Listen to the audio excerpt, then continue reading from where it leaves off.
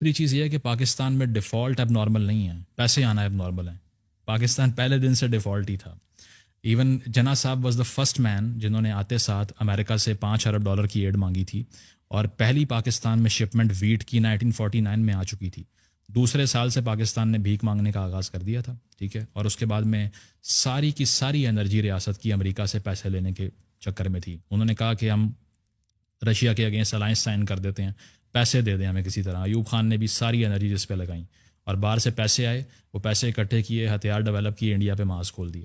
انگریزوں نے کہا کہ بھائی یہ کیا کر رہے ہو، ہم سے تو کہا تھا روس سے لڑنا ہے۔ تو یہ ہے کہ 65 وار میں ایک ڈاؤن فال ایسا شروع ہوا اس کے بعد سے کہ اس سے پہلے سو کال ڈیکیڈ آف ڈیولپمنٹ آپ کہتے ہیں کہ پاکستان بڑا امیر ہو رہا تھا، تو وہ باہر سے پیسے آ رہے تھے، کمانے تو آپ نے سیکھے ہی نہیں۔ انڈسٹری ساری کہاں تھی؟ ایسٹ پاکستان میں تھی۔ 71 میں وہ تو علیحدہ ہو گیا، پھر آپ کے پاس کیا بچا؟ کچھ بھی نہیں۔ تو بھٹو صاحب نے کہا اب باہر جاؤ، اب باہر جاؤ، مڈل ایسٹ میں نوکریاں کرو، ٹھیک ہے، وہاں جا کے سستی لیبر کرو اور پیسے بھیجو۔ آج تک وہی چل رہا ہے۔ تو ہم نے کبھی پیسے کمانا نہیں سیکھے، جنگوں سے فائدہ اٹھایا ہے۔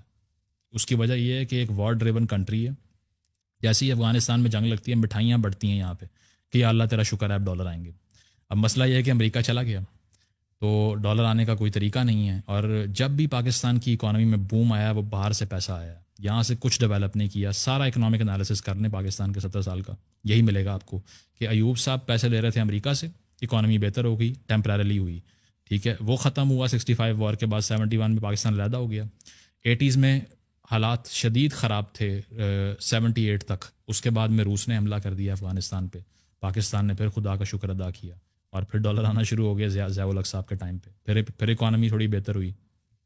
پھر 98 میں ہم اسی ڈیفالٹ پہ کھڑے ہوئے تھے، $2.5 ارب اکاؤنٹ میں رہ گیا تھا، فارن کرنسی اکاؤنٹ سیز ہو چکے تھے، لاکر تک سیز کرنا چاہ رہی تھی گورنمنٹ، کچھ نہیں بچا تھا، ٹھیک ہے۔ اور پھر دوبارہ سے مشرف صاحب نے کو کیا، ٹھیک ہے، ہمارے اوپر ایمبارگوز لگ رہے تھے دنیا بھر سے کیونکہ ہم نے نیوکلیئر ٹیسٹ کر لیا تھا۔ تو اللہ تعالیٰ بھلا کرے اسامہ بن لادن کا کہ اس نے ٹوئن ٹاور والا اٹیک کیا، وار آن ٹیرر شروع ہوئی، مشرف صاحب نے کہا یا اللہ تیرا پھر شکر، تیسری بار اب ڈالر آئے گا، وار آن ٹیرر شروع ہو گئی، پھر پیسے آنا شروع ہو گئے۔ مشرف صاحب کو لوگوں نے کہا یار کتنا زبردست اکنامک مینیجر ہے۔ تو ہم نے کبھی پیسے کمانے پہلے دن سے نہیں سیکھے، ہم صرف پلاٹ خریدنے اور بیچنے آتے ہیں۔